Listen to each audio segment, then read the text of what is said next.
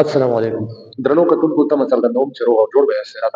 راځو نن د لسم کلاس بایولوژي په چپټر نمبر 3 په دریمه برخه باندې بحث کوو. په دې کې زموږه ډسکشن ټاپک انزایمز انزایمونه وسوي. دا انزایمز چې کوم دي دا بایولوژیکي کټالیسټونه دي. بایولوژیکل کټالیست دي او یو ریاکشن یو کیمیکل ریاکشن چې کوم دی هغه سپیډ اپ کوي. مطلب دا چې دوی بایولوژیکي کټالیسټونه دي او یو کیمیاوي تعامل چې دی هغه ګړندی کوي هغه تیزوي. څه مطلب تاسو به لیدلي یو دوه نفرو جنګ کنه جنګ نه یې خبره شانتي سره تیز شي بیا بل ورزي او د هغوی په منځ کې هغه شخړه نورم سره تیزوي خدای په خپله په مصرف نه رسېږي دی صرف جنګ تازه کوي شیطان شانتي کنه نو ګورئ دا انزایمونه څه دي دا زموږ د بدن لکه فرض کې شیطانان شانتي دوی د کیمیاوي تعاملونه څنګه کوي تیزوي ګړندي کوي د دې انزایمونو چې کوم دی جوړښت اکثره انزایمونه چې کوم دي هغه پروټیني مالیکولونه دي موږ په پروټین کې ویلي وو چې د پروټین په وظایفو کې یو دا و چې انزایمونه جوړوي ها وګورئ ځینې انزایمونه چې کوم دي هغه د دوه برخو نه جوړ دي یو چې کوم دی اپو انزایم دی او بل ته ویلی شي کو فیکټور یا کو انزایم صحیح ده یو څه شی اپو انزایم څه شی یو موږ سره اپو انزایم او بل موږ سره کو فیکټور یا هم کو انزایم نو ګورئ موږ سره چې کوم دی دغه انزایمونه د دوه برخو نه جوړ شوي اوس دا اپو انزایم چې کوم دی دا پورته برخه دا به د انزایم پروټیني برخه د پروټین نه به جوړه شي او بل چې کوم دی کو انزایم یا کو فیکټور دی دا چې غیر پروټیني برخه د هغې پروټیني برخې مطلب د اپو انزایم سره دا کومک کوونکې برخه ها اوس راځو دې کې چې کوم دی دا دغه دواړه چې کوم دی کو انزایم او کو فیکټور دا هم په خپله فرق لري کو انزایم بیا هغه ته ویلی شي که دا عضوي د مالیکول څه دا عضوي وي لکه ویټامین نو دې ته بیا موږ څه وایو کو انزایم او کو فیکټور که دغه برخه چې کوي دا فلزي ایون دې ته بیا موږ کو فیکټور وایو ها اوس یو بل اصطلاح ده هغې ته هولو انزایم وایي څه شی وایي هولو انزایم ګورئ دغه اپو انزایم پروټیني برخه او کو فیکټور غیر پروټیني برخه دا دواړه چې کله یو ځای شي کنه جمع شي را یو ځای شي په شریکه کار شروع کړي دقې ته بیا موږ وایو هولو انزایم څه شی هولو انزایم او دا د انزایم یو فعال شکل دی د انزایم یو فعال شکل څه دی هغه هولو انزایم ګورئ دا انزایم چې کوم دی مختلفې دندې زموږ ستاسو په بدن کې په وجود کې ترسره کوي یو د هغې نه چې کوم دی د خوراک تجزیه ده د خوړو تجزیه څه ده دا انزایم دی که تاسو خیال کړئ تاسو به د دې نوم اورېدلی امایلیز څه شی امایلیز یوه برخه دغه چې کوم دی هغه دا ده چې امایلیز یو انزایم دی او دا راپاڅېږي او سټارچ خو موږ بحث په دې باندې کړی و مطلب نشایسته پولیساکراید او کاربوهایډریټونو کې موږ ویلي او قندونو کې دا امایلیز دا یو څه شی دی انزایم دی څه شی دی انزایم دا راپاڅېږي دا پولیساکراید څه کوي مات جدا کی صحیح ده دغسې بل یو انزایم دی لایپیز څه شی لایپیز تاسو به نوم اورېدلی لایپیز صحیح ده دا څه شی دی انزایم دا څه شی کوي دی راپاڅېږي او لیپیډونه په دې باندې موږ بحث کړی مطلب دا شحمونه هغه غوړ تیل چې موږ ورته ویلو دا لیپیډونه راځه څنګه کوي قطره کوي میده کوي هغې بریک ډاون کوي هغه موږ څنګه کوي تجزیه کوي دغسې یو بل انزایم دی هغه دی پروټیز څه شی پروټیز یو انزایم دی دا موږ له څه شی کوي دا موږ له پروټین تجزیه کوي څه شی کوي پروټین څنګه کوي هغه بریک ډاون کوي هغه موږ له ماتوي نو ګورئ دا څه شی دي د انزایمونو دي دغسې ډي ان اے پولیمریز تاسو به یې نوم اورېدلی دا چې کوم دی ډي ان اے سنتیز هغه هم کوي که نه دغسې یو بل انزایم دی په ډي ان اے ریپلیکیشن کې به بیا موږ ووایي ډي ان اے په دوه چنده کېدو وي هیلیکیز ورته وایي صحیح ده هیلیکیز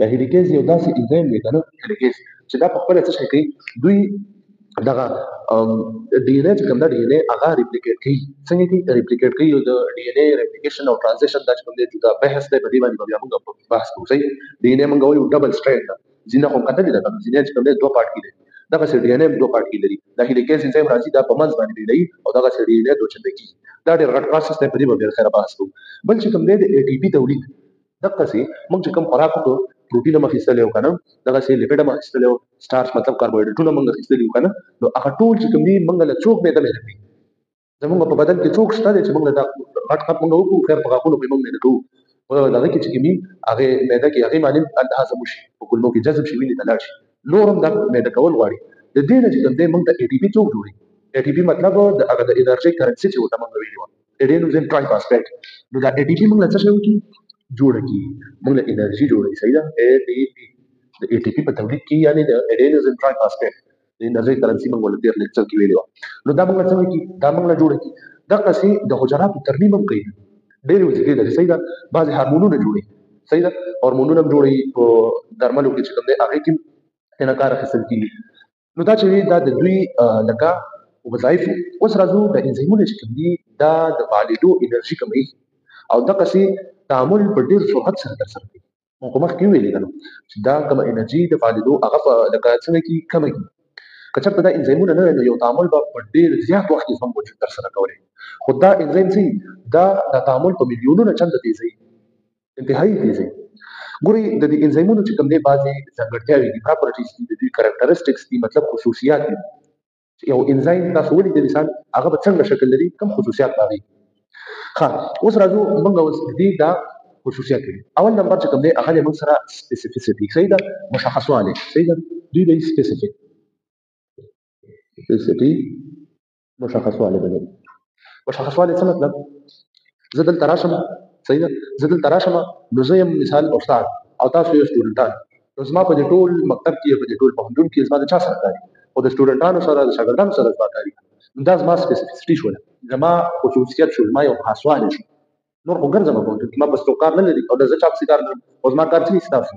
اوس د انزایم به سپیسیفیسټي لري، دوی به خاصوالی لري.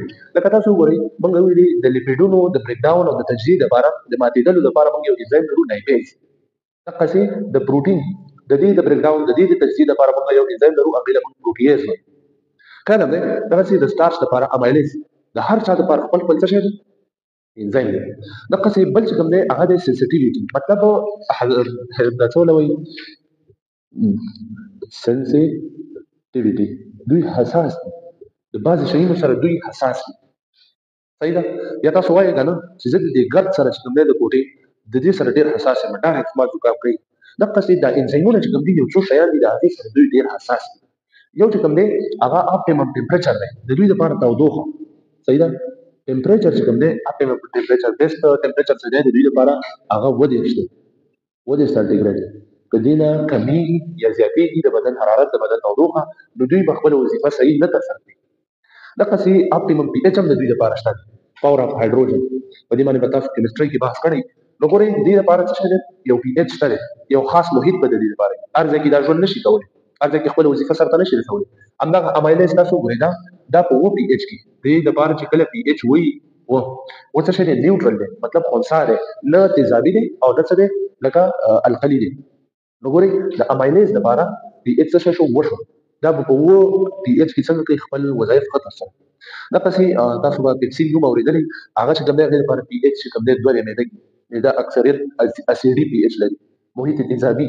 نو دوه چې کوم دی کته راځي نو هغه څنګه دی اسیډي پي ایچ وښایي. دغسې دا خو د دې بله ځانګړتیا شوه. بله ځانګړتیا د دوی دا ده چې دوی به از کټلیز څنګه یو کټلیز په شان به کار کوي. کټلیز موږ دې ته وایو، ما تاسو ته مخکې مثال کې ویلي چې هغه د دوو جنګ سره څنګه کې ونښلوي، دی ترې روغ وځي، دی پکې بیا کم ضربه نه وي، دی پکې کم لکه خوږېږي نه، دی پکې خپل ژوند د لاسه نه ورکوي.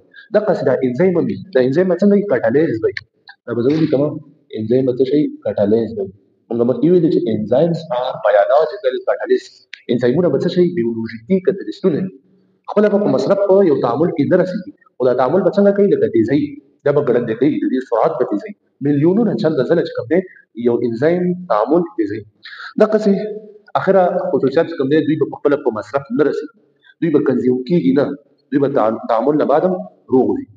ښه د انزایم لپاره چې کوم دی یو څو ماډلونه ورکړي دي، انزایم سبسټریټ ریاکشن ورته وایي. ګورئ اول تاسو دا سبسټریټ کلمه نه وي دې سره تاسو مخ کېږئ. سبسټریټ څه شی سبسټریټ دا سبسټریټ څه ته وایي؟ ګورئ دا انزایم چې په چا باندې کار کوي هغه ته سبسټریټ وایي. دا امایلیز انزایم څه دی دا په سټارچ باندې په نشایسته باندې کار کوي، نو دا سټارچ څه شی شو سبسټریټ شو. دا لایپیز چې کوم دی دا په لیپیډونو باندې کار کوي، دا لیپیډ څه شی شو سبسټریټ شو.